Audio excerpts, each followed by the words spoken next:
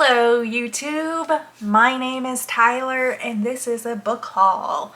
I don't do a lot of standalone book hauls because I try and keep a lid on the amount of books I buy. I like to use the library, I like to read stuff digitally through my library, I like to read the stuff that I already own, so I try to be aware of books I am buying. However, July was my birthday month and I bought 10 books in the month of July. That is quite a bit for me. So usually I would talk about the books I buy in a month in my wrap up, but it was just too many books to talk about in that wrap up, especially because I had not vlogged. So it was already a longer than average wrap up. So here I am to talk about the books. So I don't have any particular order. I have them over here. I'm just going to grab them at random and talk about them. So the first thing I have grabbed is Dreaming of You by Melissa Lozada Olive. I read this, was it this year? I think it was the beginning of this year. It is a novel written in verse, and it is about Selena, the Tejana singer who was murdered by like her biggest fan. And so this was about Melissa, her relationship kind of with Selena, but also there is like a story in here about Selena. It's fictionalized. I really just enjoyed this, and so when I saw it, like, it was a pretty good price. It was on sale. It was at the Harvard bookstore sale. So I just went ahead and grabbed it because I liked it. Let's see, what else can I grab? The Sarah book by Scott McClanahan. I got this while I was in West Virginia at Inner Geek in Huntington. If you happen to be in the Huntington, West Virginia area, I highly recommend it. I was really pleasantly surprised at that bookstore. They have used books, new books, and it's also kind of it is like a comic shop also. And so they have just like fandom stuff. The selection was just excellent. The prices were great. Anyways, this was on the staff recommends table, and it was recommended by a person who also recommended My Dark Vanessa, which I really liked. It's one of my favorite reads last year. So I decided to give that person's other recommendation a go because this is, I don't know if you can tell, it's like a weird shaped book. Like, here's a paperback and it's like shorter, and it is, you can't really tell, it's also wider. It's like a square shaped book. Anyways, this is about a divorce, I believe, and it's about Appalachia, and yeah, I don't know, I was just intrigued to read it. It seemed like maybe it's a darker type story, but I really don't know. And it's blurbed by Roxane Gay. So yeah, I bought this, you know, without really any knowledge, just because I was intrigued. The other book I just grabbed, I'll go ahead and talk about, is The Lost Children Archive. This was another Harvard bookstore sale book I grabbed. I have also read this already. I can't remember. I think I read this at the end of last year, but maybe it was this year. I read it from the library. It wasn't like an incredible, my most favorite read ever, but it did have quite an impact on me, especially the first half of it. I remember not loving the second half as much, but I could foresee myself rereading this in some capacity. Maybe not the whole thing, but maybe just that first half. But I don't know. It's also just beautiful. Like, look how beautiful these colors are. I don't know. I couldn't help myself. It was on sale. So let's see. This was another Inner Geek purchase. It's an Eric LaRocca book. We Can Never Leave This Place. A precocious young girl with an unusual imagination is set on an odyssey into the depths of depravity. After her father dies violently, young Mara is surprised to find her mother welcoming a new guest into their home, claiming that he will protect them from the world of devastation and destruction outside their door.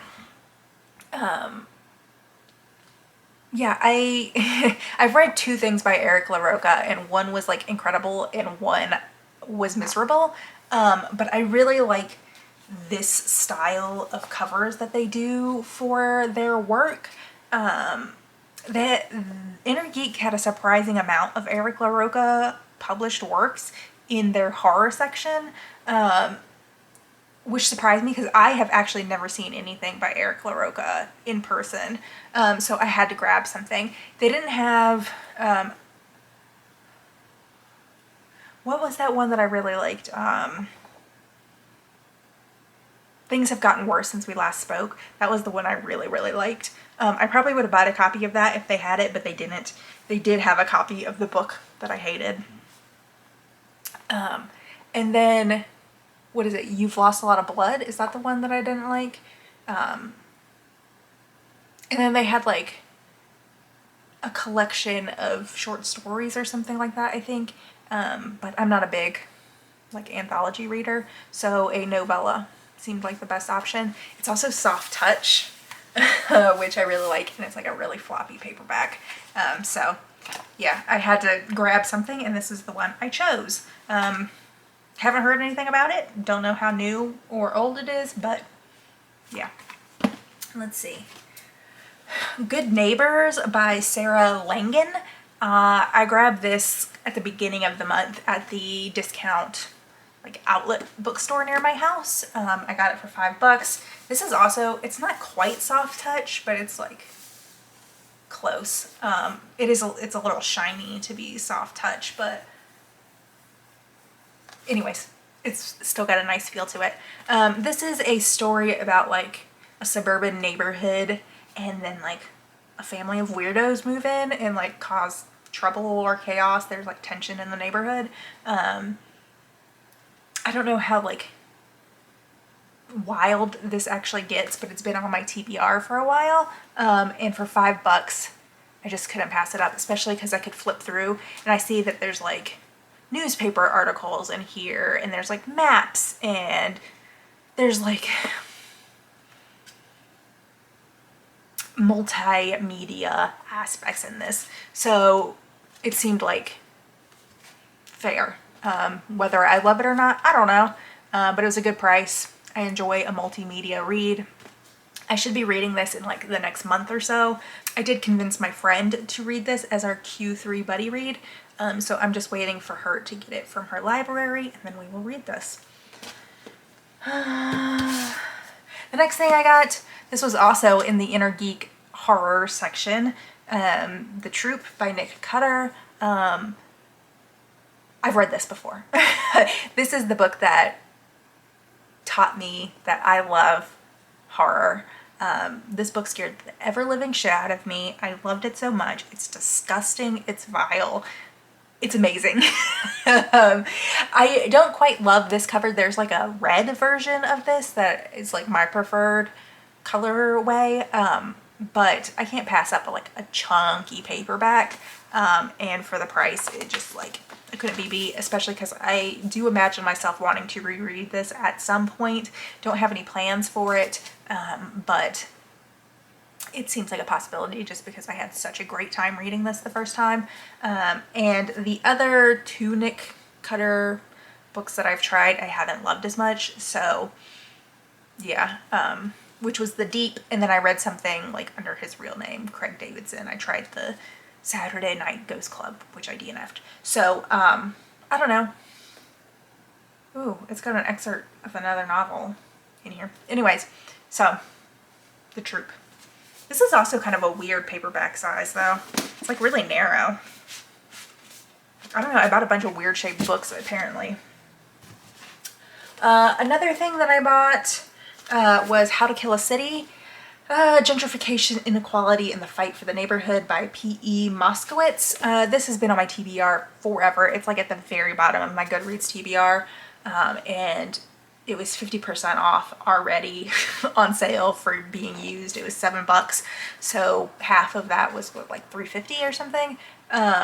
So grab this. I'm intrigued to learn some more about gentrification. Yeah, anyways. y'all know I like city stuff. Will I actually ever read any of the city nonfiction I buy? I don't know. I still have Color of the Law up there. I still have like all my suburban books up there. I don't know. I need to buckle down and read some of the damn nonfiction I keep buying. I keep buying it because I'm like, if I have it, I'll actually read it. Has that proven to be the case yet? Doesn't seem like it. Anyways, let's talk about these two. These are the last two, these are the last two Harvard book sale books I bought. These are books I have not read. They were not on my TBR. They just sounded intriguing. This August 9 Fog by Catherine Scanlon is kind of like a, not blackout poetry, but she found a diary. She cut up and rearranged that diary into this book. And you know, I love fun, weird shit like that. And then this one, Naomi by Junichiro Tanizaki, is, let's see, what does it say? Both a hilarious story of one man's obsession and a brilliant reckoning of a nation's cultural confusion. So this takes place after World War I, I believe. Yeah, post World War I Tokyo, and like the main character becomes obsessed with the woman named Naomi, and it seemed like it had potential. One of these two was really like not well rated on Goodreads. I can't remember which one it was at this point, and I'm not going to look it up because I don't want to taint my experience reading these, but they both sounded interesting to me. The one book I read last year, I wish I could remember the name of it, that like, it was a woman in an abusive relationship and it was told in like a diary format, had just like a really pretty cover that called to me, and both of these kind of did that to me, so I went ahead and bought them because they were on sale. And this one is a hardback cloth bound book, which I enjoy. Also a weird tiny little shape. So yeah, I'll get to these whenever I get to these.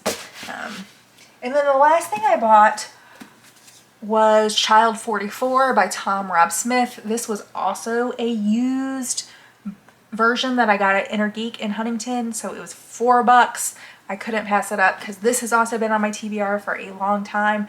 It's funny because whatever version that like Goodreads like chose to be the one that it shows on my TBR looks like a baseball jersey, and so every time I see the title of it, I think it's like a book about Jackie Robinson, which I don't even think his number was 44. I think it's 42, but like that's what it like triggers in my mind every time I see it. So I'm hoping this will actually convince me to read this because it's like a alternate Soviet society like spy novel, and it seemed really interesting. Anyways, yeah, it sounded intriguing. I don't know, we'll see. It's very thick. Yeah, anyways, so those are the books that I bought. A fat stack, but not all of them are getting added to the TBR because I have read them already. So that's what, 3 books I think that I have already read? Yeah, so that leaves 7 left to be read. 1 is on like the immediate TBR, and I can't imagine I'm gonna wait too long to read this. It'll probably be a perfect little physical book to pick up at some point, like between library holds. So anyways, those are the books I bought. Anyways, I will see y'all next week, maybe. I don't know. All right, bye.